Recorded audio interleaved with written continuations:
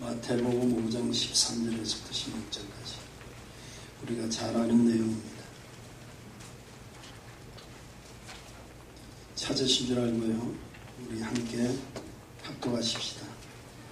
시작. 너희는 세상의 소금이니 소금이 만일 그 맛을 잃으면 무엇으로 차게 하며 후에는 아무 쓸데없어 다만 밖에 흐리어 사람에게 밟힐 뿐이니라. 너희는 세상의 빛이라. 산 위에 있는 동네가 숨기우지 못할 것이요 사람이 등불을 켜서 말 아래 두지 아니하고 동경 위에 두나니 이러므로 집안 모든 사람에게 비추어 지으지.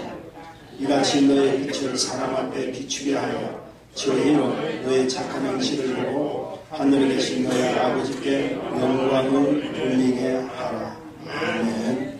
잠시 기도하겠습니다. 좋으신 주님, 주님 안에 감사합니다. 힘이 부족하고 연약한 저희들을 축복하시고자 오늘 하나님께서 허락하신 말씀을 참으로 부족한 종이 대언하기를 원합니다. 전하는 자는 듣는 자는 빛짝 안에 우리 주 성령께서 역사하셔서 오늘 이 시간에 귀한 은혜 받을 수 있도록 축복하옵소서. 예수님 이름으로 기도했습니다. 아멘. 참 좋은 주의 날입니다. 오늘 우리 함께 하시는 주님, 그분께서 우리를 축복해 주실 것을 믿으시는 분만 크게 아멘 하시고 서로 옆분들 인사 나누십시다. 은혜 받으십시다. 잘 나오셨습니다. 보고 싶었습니다. 제가 미리 좀 양해를 구합니다. 제가 이 선교지를 좀 갔다 오고 또 바로 또 집회를 갔다 오고 이러다 보니까 목이 좀 갑자기 좀 불편해요. 그래서 오늘 제가 조금 평소에 하던 목소리 볼륨보다는 조금 낮게 할 거예요. 혹시 판단하지 말라고 미리 이야기합니다. 우리 목사님 성령 충만 떨어졌다고 할까 그런 건 아니겠지만 좀 부탁드립니다. 좀 무리했던 것 같아요. 재미난 신문에 난 토픽 하나 생각납니다. 이곳 캘리포니아에 어느 한 가정의 주부가 신문에 광고를 했습니다. 제목이 뭔 줄 아세요? 남편을 팝니다. 이유는 주말만 되면 남편이 사냥을 가고 골프를 하고 자기 개인 즐기기만 즐기고 자기는 전혀 관심이 없다. 내가 남편이 있는지 아닌지를 전혀 모르겠다. 우라통이 터져서 광고를 냈습니다. 그러면서 남편을 영가로 양도합니다. 이렇게 되었습니다. 광고 내용은 그렇고요. 그리고 조금 구체적으로 덤으로 사냥 도구와 골프채뿐 아니라 개 한 마리도 덤으로 드립니다. 이렇게 해서 광고에 한 60여 통의 전화가 그 하루 만에 전화가 막 걸려왔어요.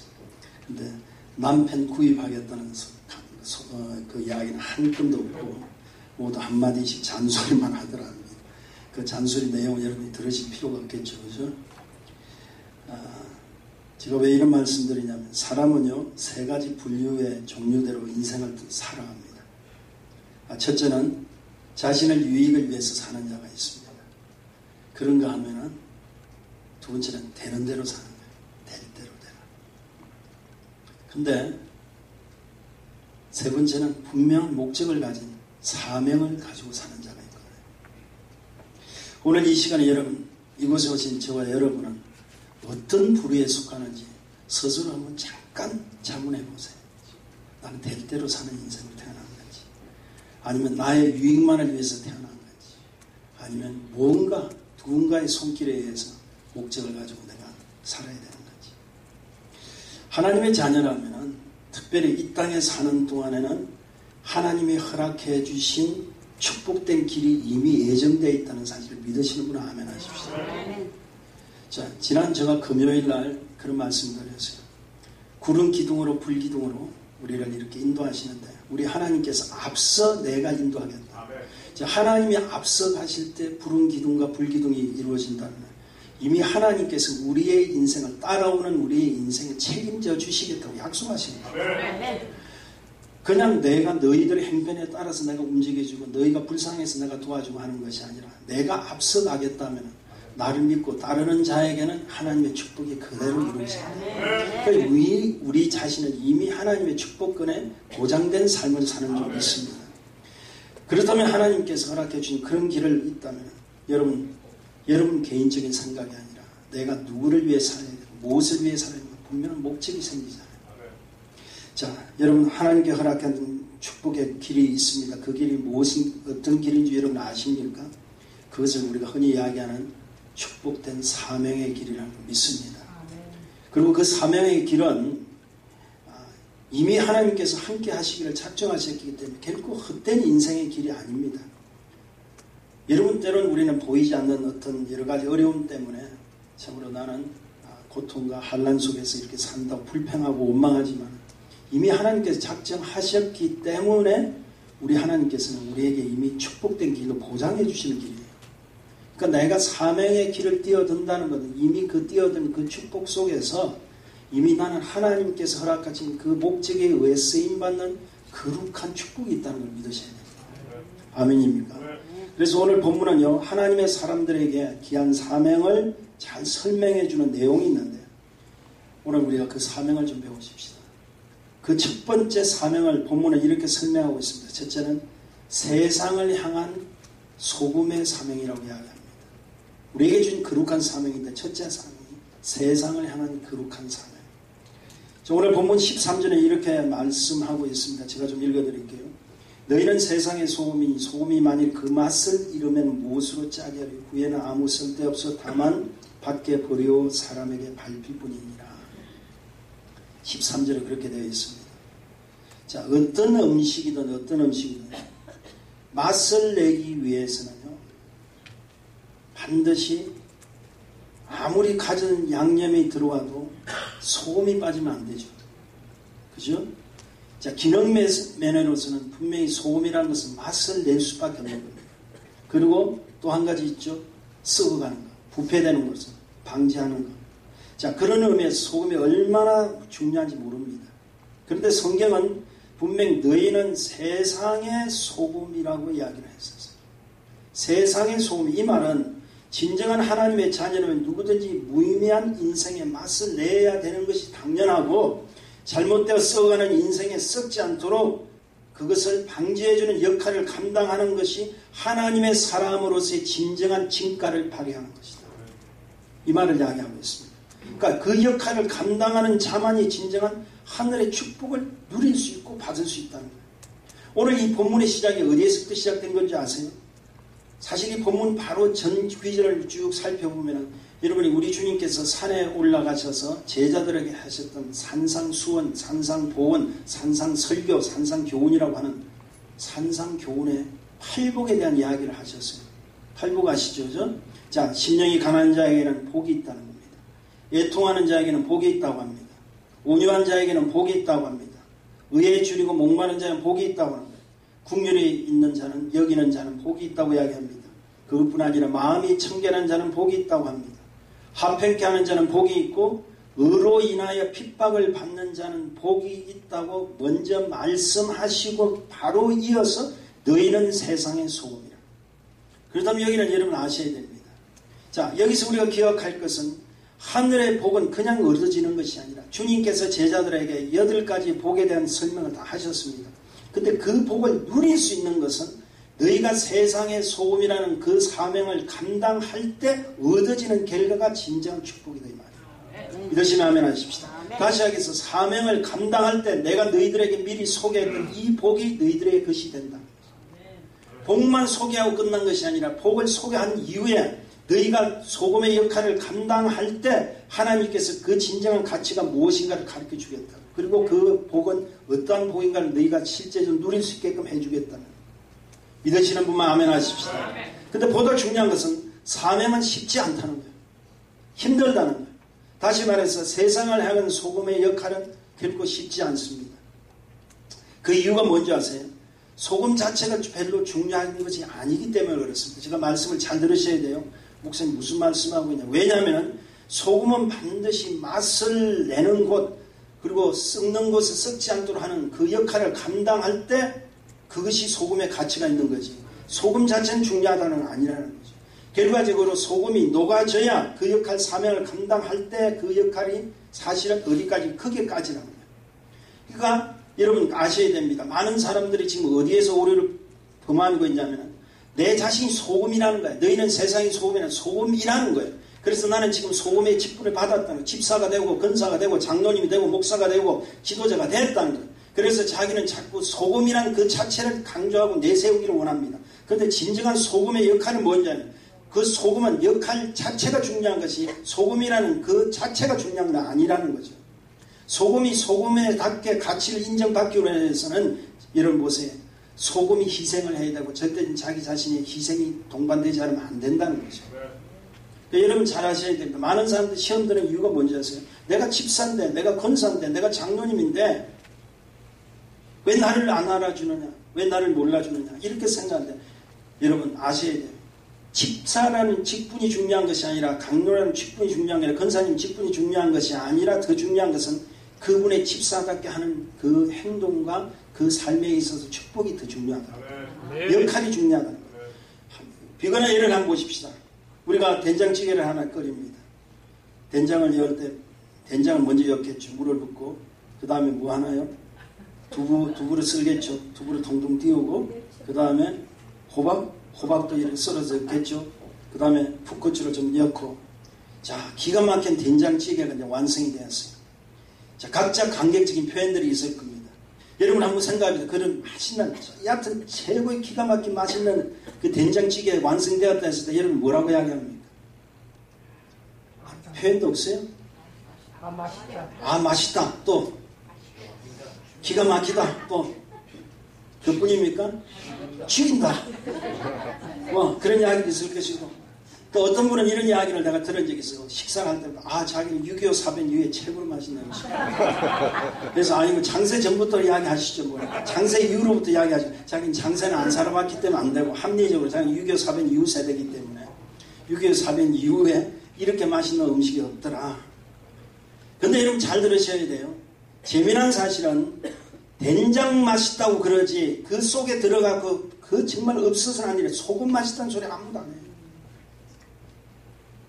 우리 맛있다는 그 된장찌개 기가 막히다 이렇게 하지. 야 그 속에 있는 소금 야 기가 막히다 이 소리 안 한다 이 말입니다.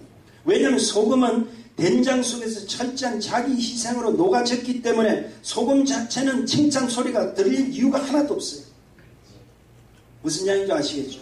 그러나 소금이 들어간 그 흔적 때문에 많은 사람들은 맛을 내어주는 역할을 하잖아요. 영혼의 생기를 불어줄 수 있는 축복이 있잖아요. 그 가치가 어디 있느냐? 바로 상대에게 어려운 자에게 힘을 되어주는 그 영혼이 부패하고 썩어가는 그때 그들에게 힘을 줄 수 있는 것이 소금의 흔적들이라는 거예요. 가치는 거기까지입니다. 내가 집사가 중요한 것이 아니에요. 내가 권사가 중요한 것이 아니라는 거니까.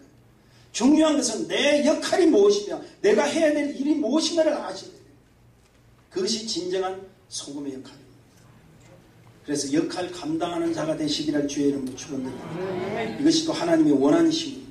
그러므로 첫째는 굉장히 중요한 건 철저한 자기 희생입니다. 두 번째는 내가 많은 사람들에게 그런 희생을 통해서 많은 사람들이 영향력을 펼쳐줄 수 있는 발휘하는 죽은 자가 아니라 살아있는 산자로서의 자부심을 가져야 돼요. 여러분 나는 죽은 자가 아니잖아. 나는 산자잖아요. 살았으면 여러분 우리 하나님의 자녀인 걸 나는 확신하는 거예요. 있습니까? 자기 희생의 요구가 무엇입니까? 자기 자신 죽는 거예요. 주님만 높이 드리는 겁니다. 그래서 하나님 종 바울은 이렇게 고백하죠. 나는 날마다 뭐라고요? 죽노라고 고백합니다. 내가 죽어야 그분이 높아 올라가죠. 내가 죽어야 그분이 영광을 받아주시오. 내가 날마다 죽어야 나는 하나님의 은혜로 살 수밖에 없는 연약한 자고 도움을 받을 수밖에 없는 나약한 자인 걸 스스로 고백하는 자인 줄 믿습니다. 그런 자가 산자입니다. 그러므로 자기 희생을 동반하는 자에게는 뭐가 있느냐면 생명력이 함께하는 걸 믿습니다. 생명력이 있기 때문에 그분이 가는 곳에 뭐냐면 영향력이 있어요. 그분을 만나면 사람이 죽었던 영혼들로 사는 역사가 일어나고 그분만 만나면 맛없는 인생이 맛있는 인생으로 바뀌어지는 역사가 일어나더라고요. 놀라운 일들이 펼쳐질 수밖에 없는 것은 하나님의 은혜 때문입니다. 한마디로 내 자신이 잘해서 내 자신이 뭔가 똑똑해서 하는 것이 아니라 전적으로 어떤 여러분 보세요. 여러분 행동이나 말 한마디도 보세요. 여러분 스스로 하는 것처럼 되어 있지만 진짜 영향력을 주는 것은 철저한 하나님의 은혜가 아니면 아니 된다는 걸 믿으셔야 돼요. 하나님의 은혜만이 가능한 줄 믿습니다. 그래서 그 말을 잘 아는 사도 바울은 우리의 모습을 이렇게 표현하고 있어. 골로새서 4장 6절에 보면은 너의 말을 항상 은혜 가운데서 소금으로 고르게 한 같이 하라. 그리하면 각 사람에게 마땅히 대답할 것을 알리라. 여기 보니까 너의 말을 항상 은혜 가운데 여기도 소금이 나오네. 소금으로 고르게 한과 같이 하라. 그리하면 각 사람이 마땅히 대답할 것이다. 자, 여러분 보세요. 여러분 스스로 여러분 자신의 말을 컨트롤할 수 있습니까? 할 수 없어요. 그러니까 반드시 여기에 하나님의 은혜입니다. 항상 은혜 가운데서 소금. 그러니까 내가 하나님의 은혜를 받지 않으면 전체 소금으로 골고루 우리는 부술 수가 없어. 갈 수가 없어. 이 말은 소금을 고르게 할 수 있는 것도 하나님의 은혜 가운데서, 다시 말해서 하나님의 함께함으로 가능하다는 거예요. 그런 고운 소금이 뿌려질 때 그 뿌려지는 곳에 부드럽고 온유하면서도 영원히 족적이 녹이는 축복들이 일어난다는 걸 믿으셔야 돼요. 그래서 우리가 말하는 것 같아도요, 하나님이 우리와 함께 하시는 말씀 가운데는 능력이 나타나요. 별 말씀 별 표현이 아닌 것 같더라도 말을 하면 역사가 일어납니다. 아멘. 믿습니까? 아멘. 말에는 몇 가지 종류가 있죠. 입술에 말이 있습니다. 입에서 되는 대로 하는 말이, 그래서 나오는 대로 쏟아내는 말이 있어요. 참 위험스러운 말이죠. 그 다음에 지식의 말이 있습니다. 뭔가 자기가 가지고 있는 지식을 동원해서 막 표현합니다. 근데 이런 거 한번 보세요. 부엌에서 자기 아내가 이렇게 열심히 된장찌개를 끓입니다. 남편이 와가지고 풋고추는 이렇게 썰어야 되고 된장은 몇 그램만 딱 넣어야 되고 파는 썰되 잘게 썰어야 되고 소금은 몇 스푼 하는데 작은 스푼으로 이렇게 떠야 됩니다. 그러면 그 소리를 듣는 아내가 감사하다고 그럴까요? 한번 여러분 생각해 보세요. 고맙다고 그럴까요? 잔소리만을 생각하시고 그 소리만 해도 괜찮습니다. 그 다음 말이 아마 이런 말이에요. 지겨워 죽겠네. 이거 한두 번 듣는 것 같다. 남편은 지식을 동원해서 다 가르쳐줘요. 근데 그게 싫다는 거예요. 영향력이 없다는 거예요. 오해하지 마세요. 된장찌개, 아까도 된장찌개, 지금도 된장찌개. 우리 목사님은 그냥 좋아하는 음식은 된장찌개다. 제가 이제 가르침을 받았던, 저를 가르쳤던 우리 목사님 한 분 계시죠. 그분이 옛날에 갑자기 생각납니다. 그분이 어느 집에 신방을 갔더니 목사님 좋아하시는 게 뭐세요? 이렇게 했더니 목사님이 그냥 얼떨결에 자기가 해야 될 이야기를 못하고 어떻게 언대고 저림 좋아한다 이랬더니 그 다음 목사님 어디 신방만 갈 때마다 참 언대고 저림만 참 성도들이 소문이 다 나고 언대고 저림만 이렇게 주더래요. 사실은 목사님은 언대고 저림보다는 가자미 저림이 더 좋아요. 근데 할 수 없이 그냥 말이 튀어나오게 없다는 거죠. 자기가 할 수 없이, 제가 설교를 직접 들었거든요. 그분이 어느 날 고백하다, 나 이제 언대고 저림 그만하고 가자미 좀 하려고. 식당을 가도 우리 목사님 그냥 가시면은 의뢰 언대고 저림을 의무적으로 하나 나옵니다. 그러니까 이제 그런 말씀을 했는데 저는 괜찮아요. 저는 에브리띵 오케이입니다. 아무거나 잘 먹으니까 참고를 하시고. 자, 어찌되었든, 자, 세 번째 무슨 말입니까? 이제 가슴으로 하는 말이 있어요. 가슴으로. 아, 당신 참 힘들었지. 아, 여보, 당신 참 수고했지. 아, 진한 감동이 와요. 참 좋아요. 그런데 더 중요한 것은 네 번째로 영혼의 말입니다. 집사님, 힘내세요. 성경 말씀에 두려워하지 말라고 그랬잖아요. 놀라지 말라고 했잖아요. 하나님이 우리 편이라고 하셨잖아요. 힘내세요. 하나님 우리와 함께 하십니다. 아멘. 그 영혼은요, 생명을 살립니다. 그게 진정한 말이에요. 그게 맛을 내는 말이라. 소금을 고루 뿌린 것 같죠. 영혼의 말씀 한마디 한마디 우리가 할 때 그곳에는 하나님 역사가 일어나고 사람을 변화시키는 축복이 일어나는 줄 믿습니다. 자, 두 번째로 우리에게 거룩한 사명을 허락해 주셨는데 성경은 이런 사명을 주십니다. 세상을 향한 빛의 사명입니다. 세상을 향한 빛의 사명입니다. 14절 우리 다 같이 한번 읽어볼까요? 14절 시작. 너희는 세상의 빛이라 산 위에 있는 동네가 숨기지 못할 것이요. 이것은 우리가 감당해야 될 두 번째 사명인데요. 빛의 역할이란 뭐죠? 여러분 잘 알다시피 어두움을 물리치게 하는 것이 빛입니다. 그리고 가야 할 방향을 제시해 주는 것이 또한 빛입니다. 지난번에 제가 몽골에 가서 사역을 할 때 우리 대원들과 함께 사막길을 이렇게 차를 타고 가는 그런 일이 있었습니다. 그 사막길을 이렇게 가니까요. 뚜렷한 길이 없어요. 길이 없어요. 그래서 제가 옆에 있는 그 드라이버한테 물었습니다. 이거 길이 없을 때 어떻게 갑니까? 했더니 그분이 이런 말씀을 하지. 아, 목사님, 낮에는 해를 보고 가고요. 밤에는 달을 보고 갑니다. 그들이 그렇게 이야기를 하더라고요. 맞습니다. 가만히 보니까 빛은요, 높은 곳에 있어야 그 기능을 발휘하는 거 아시죠? 왜냐하면 높은 곳에 있어야 전체를 밝혀주죠. 오늘 성경 15절에 보니까 사람이 등불을 켜서 말 아래 두지 아니하고 등경 위에 두느니 이렇게 했습니다. 등경 위라는 건 높은 것입니다. 등경 위에 둔다는 것은 쉽게 얘기해서 빛은 위로 올라가서 드러낸다는 거예요. 자, 여기서 굉장히 중요한 사건이 있습니다. 그런 빛은 오히려 소금과 다릅니다. 소금은 자기 자신을 감추는 거예요. 자기를 내세우지 않는 거예요. 근데 빛은 드러내는 사명이 있어요. 내가 빛다운 사람이라는 걸 드러내야 돼. 여러분이 집사면 집사답게 드러내야 돼. 여러분이 권사님은 권사님답게 세상에 드러내는 것이 사명이라는 거예요. 믿습니까? 다시 말해서 자기 스스로 세상을 드러내면서 어두움에 헤매던 수많은 영혼들에게 하나님의 그 생명의 빛을 비춰주는 역할을 당당하게 하라는 거예요. 숨어 사는 빛은 없습니다. 당당하게 하라는 거예요. 그래서 너희는 세상으로 빛이라고 이렇게 말씀해준 그 원함이 하나님의 원함이라는 거예요. 너희 소금의 역할을 감당할 때 이제는 내가 너희에게 두 번째 거룩한 사명을 주는데 그 사명은 너희는 세상에 향한 빛이라. 그 빛은 이제는 밝혀내야 돼요. 왜냐하면 우리는 빛의 본질이 아니고 단지 그 빛이 대신 바로 예수 그리스도의 빛에 그 빛을 받아서 우리는 해야 될 반사체인 걸 여러분 잘 아시잖아요. 먼저 나 스스로 예수 앞에 먼저 드러내셔야 돼요.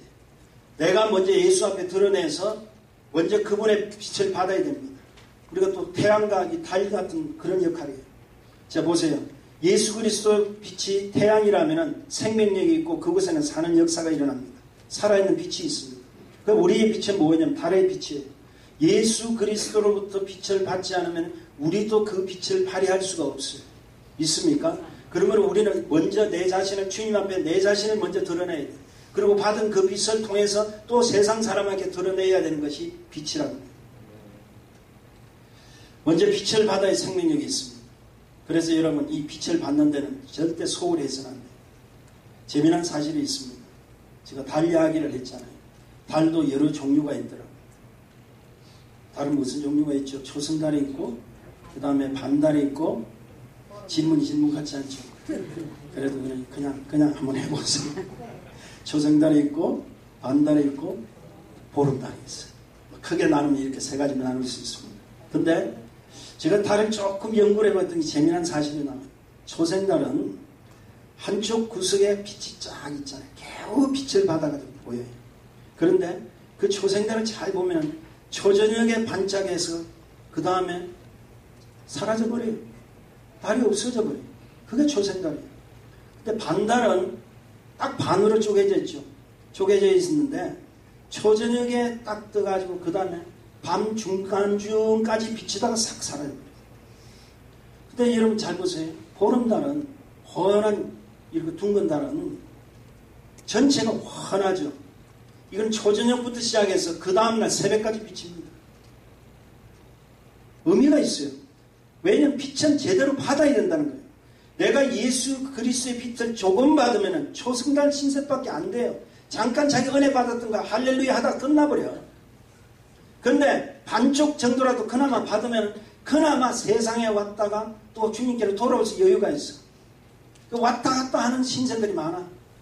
아직도 멀었어. 근데 받으려면 자기를 완전히 드러내고 그 태양 대신 예수 그리스도의 그 온전한 빛을 완전히 내가 받아버리면 내가 충만해지면 세상과 단절됩니다. 믿습니까? 그것이 축복이라는 거예요. 여러분 보름달은 은혜가 충만한 달이에요. 우리의 삶이 어떻게 해야 되겠습니까? 내가 반쪽 달처럼 왔다 갔다 해야 되겠습니까? 아니면 겨우 내가 받았다는 그 옛날에 지금 그 은혜 때문에 겨우 붙들고 있는 그런 자가 되어야 되겠습니까? 아니라는 거죠. 근데 더 재미난 사실은 달 자체가 초승달이요, 반달이요, 보름달은 아니라는 거예요. 원래 달은 둥근 달이에요. 달은 변화가 없잖아. 그런데 무엇 때문에 그 빛이 초승달이 되고 반달이 됩니까? 뭔가 가려워졌기 때문에 그렇습니다. 자, 여러분 공부하셨죠? 자, 달이 가려워져서 초승달이 나는 이유가 뭡니까? 무엇 때문에 가려워졌죠? 지구 때문에 가려워졌잖아. 태양이 아무리 비춰도 지구 때문에 가려워진 거예요. 저는 생각납니다. 정말 빛을 감당하려면은 내 심령에 세상의 그림자가 조금이라도 있으면은 여러분 반달 신선밖에 안 돼요. 세상의 것이 자꾸 가려워지면 초승달밖에 안 돼. 세상과를 물리쳐야, 이 지구를 물리쳐야 달이 호환하게 되는 식으로 내가 세상과 단절해야 하나님의 사람으로 쓰임받는 축복이 일어난단 말이에요. 믿으시면 하면 하십시오. 그러니까 빛의 이 사명을 감당하려면 자기 스스로 들이낼 수 있는 자기 성찰과 자기 영적 관리가 매우 중요합니다. 반사천을 발광체로부터 받지 않으면 절대 빛을 내가 마음껏 수용할 수가 없습니다. 그래서 우리는 영혼의 빛으로 오신 예수 그리스도를 통해서 하늘의 말씀을 들어야 됩니다. 빛이란 건 말씀이에요. 우리 주님께서 이렇게 말씀하시죠. 내가 길이요 진리요 곧 생명이라고 그랬어요. 자, 생명의 빛은 주님 그 축복의 자체이기 때문에 우리는 오늘도 이 시간에 하나님의 말씀, 이 복음의 말씀을 듣는 것이 여러분이 사는 역사가 있는 거예요. 이것이 축복이라는 거예요. 믿으시면 아멘 하십시오. 사랑하는 여러분, 우리에게는 지금 두 가지 중요한 거룩한 사명을 제가 소개받았습니다. 첫째는 너희는 세상에 뭐라고요? 소금이다. 두 번째 너희는 세상에 뭐라고요? 빛이라. 거룩한 두 사명이 있습니다. 그러나 오늘 이 시간에 제가 말씀을 좀 정리하면서 우리 모두는 반드시 기억해야 될 한 가지 사실을 놓쳐서는 두 가지 사실을 여러분 기억 안 해주셨습니다. 그러나 한 가지 사실은 꼭 기억해야 될 그 사실이 뭐냐면은 그것은 소금과 빛이라는 것은 분명하다는 것이 중간이 아니라, 다시 말해서 소금은 소금으로서의 역할을 가는 기능을 그것을 감당하지 않으면 죄송합니다. 소금이 아닙니다. 아무리 소금처럼 보여진다 할지라도 소금 맛을 내야 돼요. 소금이 들어가는 것에는 썩지 않아야 돼요. 빛도 빛의 역할을 감당하지 않으면 빛이라고 할 수 없잖아요. 아무리 내가 소금이라 해도 소금이 맛을 내고 썩을 걸 방지하지 않으면 소금이 아니던 것이겠지. 아무리 내가 빛이라 할지라도 어둠에 섰을 때 그 빛이 그 어둠을 떠나가게 하지 못한다면 미안하지만 아니라는 거예요. 그러니까 여기서는 중간이 아닙니다. 애매한 것도 아닙니다. 빛과 소금은 분명하다는 거예요. 그러면 여러분이 보세요. 하나님의 백성이라면 하나님이 자녀답게 분명한 삶을 사셔야 된다. 이게 거룩한 사명이에요. 그 거룩한 사명을 감당할 때만이 하늘에 주시는 놀라운 축복을 누릴 수 있는 역사가 일어난다. 그러니까 가장 중요한 것은 여러분 정체성을 분명히 아셔야 됩니다. 분명한 삶이 필요합니다. 그리고 내가 분명한 목적이 필요하다는 거예요. 내 삶이 아직도 집사이면서 내 삶이 아직도 내가 직분을 받은 자이면서도 아직도 애매모호한 삶을 살게 된다면 여러분 죄송합니다. 아니라는 거예요. 이런 사실을 분명히 아는 바울은요, 빌립보서 1장 20절에 보니까 이런 말씀이야. 하반절에 보니까 내가 살든지 죽든지 내 몸에서 그리스도가 존귀케 하려 합니다. 믿으시면 아멘 하십시오. 내가 살든지 죽든지 어떻게 해요?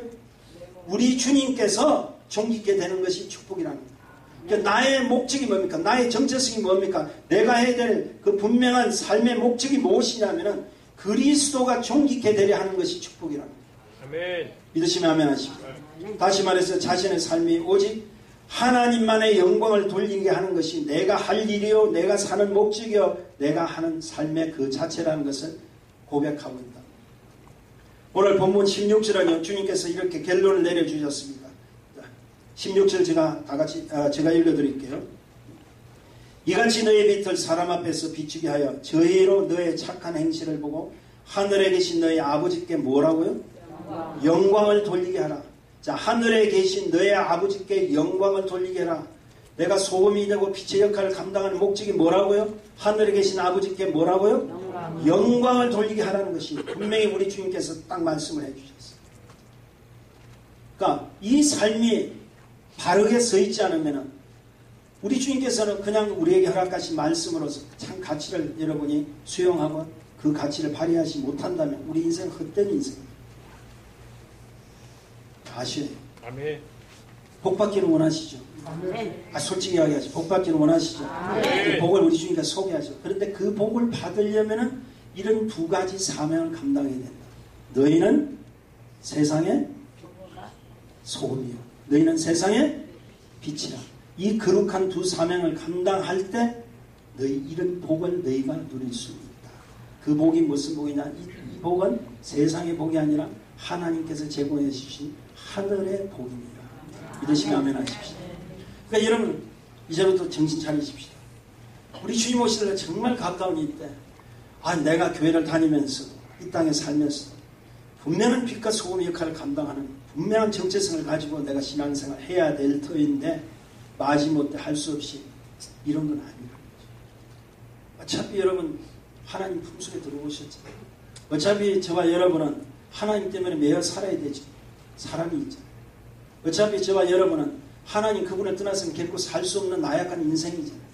아멘이십니까? 아멘. 그렇다면 분명한 삶을 가져야죠.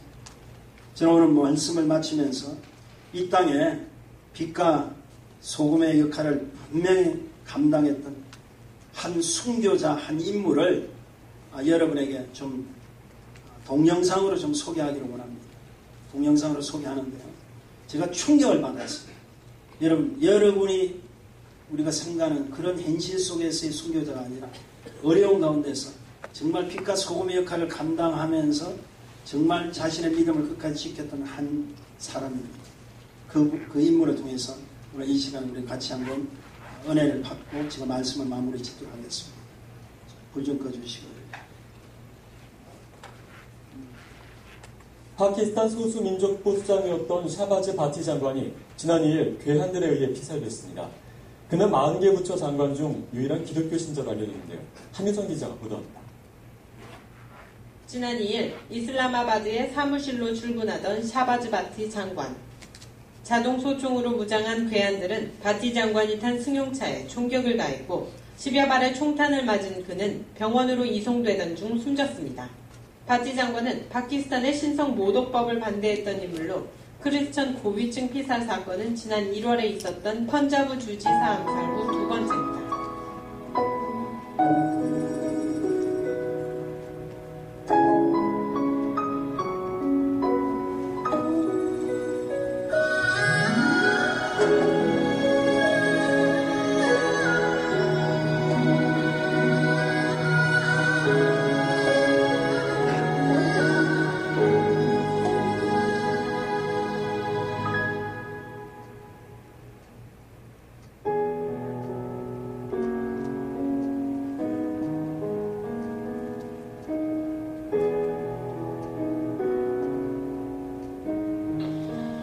I born in a Christian family. I used to go to church with my father, and one day actually my church leader was preaching about the crucifixion of Jesus. It was a Good Friday, and I was schoolboy at that time, very small child. I was sitting in the church and when I heard the story of Jesus and how He sacrificed for our salvation and redemption, that story touched my heart, lifted my heart as my Savior. And from that day till today, Jesus is the nucleus of my life, and I consider Him that I am nothing without Him.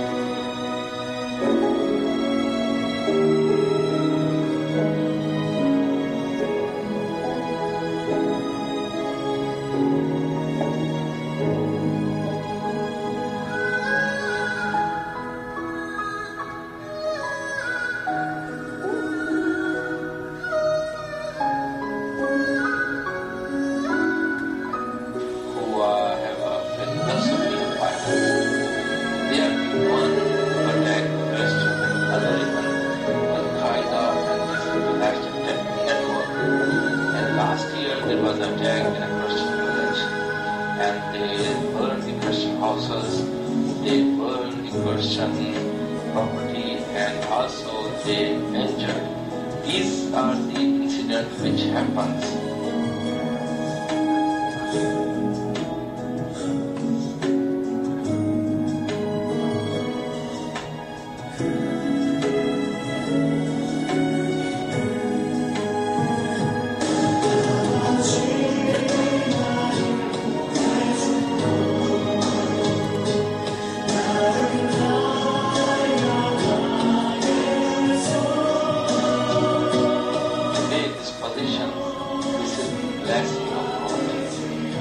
the answer of prayers of many people around Pakistan and many around the globe need to profess, practice, and propagate our faith and gospel through our actions, through our practice. And this is the time that we should stand in solidarity for the suffering people around the globe. This is the time that we should prove that we are the followers of Christ.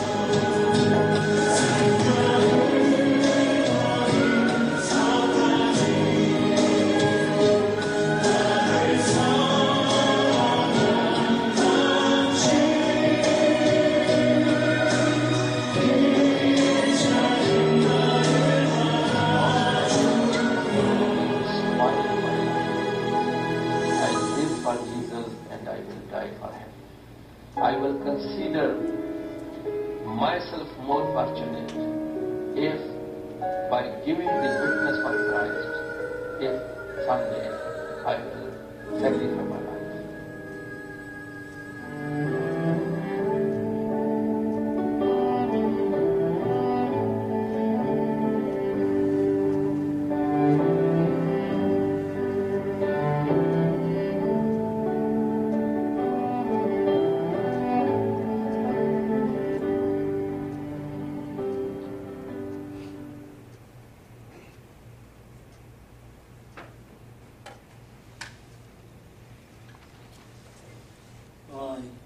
바티 장관이라는 파키스탄의 한 장관인데요.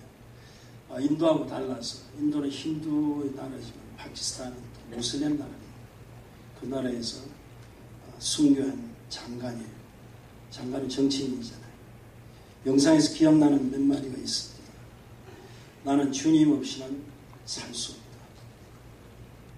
그리고 결혼하지 않은 이유는 언제 죽을지 모르기 때문에. 분명한 그의 삶 속에 정체성이 나타나죠. 그 목적이 나타나고 분명한 삶의 그 방향을 자기 스스로 제시하고 알고 있는 자입니다. 그러면서 그가 이런 말씀을 했죠. 오늘 내가 이 자리에 있는 것도 하나님의 축복이다. 아멘. 그가 외쳤던 마지막 말이 기억납니다. 지금 우리 모두는 고통받는 자들을 위해 일어설 때입니다. 우리 그리스도를 따르는 자임을 증명하십시다. 아멘. 빛과 소금의 역할이라는 게 바로 이렇다고 저는 생각합니다. 분명한 역할을 감당하는 한 사람. 분명히 하나님께서는 세계 곳곳에 이런 자를 두셨던 것 같아요. 그런 순교자를 통해서 파키스탄에 또 아닌 전 세계 또는 우리 모두에게 하나님의 그 부르심의 축복이 무엇인가를 가르쳐 줍니다. 기억하십시오. 빛과 소금은 중간이 없습니다. 기도하십시다. 좋으신 주님, 주님 은혜 감사합니다. 우리에게 베풀어 주신 하나님의 은혜가 얼마나 큰지 그 은혜 가운데 우리는 하나님의 자녀가 되어 또 직분을 받아 하나님의 사람으로 쓰임받을 수 있는 축복이 있습니다. 우리는 자신도 모르게 세상과 더불어 살다가 주님을 잃어버릴 때가 있고 우리가 가야 될 방향을 놓쳐버릴 때가 있고 우리의 삶의 목적이 어디인가를 잘 알지 못할 때가 있습니다. 주님, 다시 한번 너희는 세상의 소금이요 너희는 세상의 빛이라고 하신 거룩한 사명을 다시 한번 기억하는 하나님의 사람들로 삼아 주옵소서. 예수님 이름으로 기도했습니다. 아멘.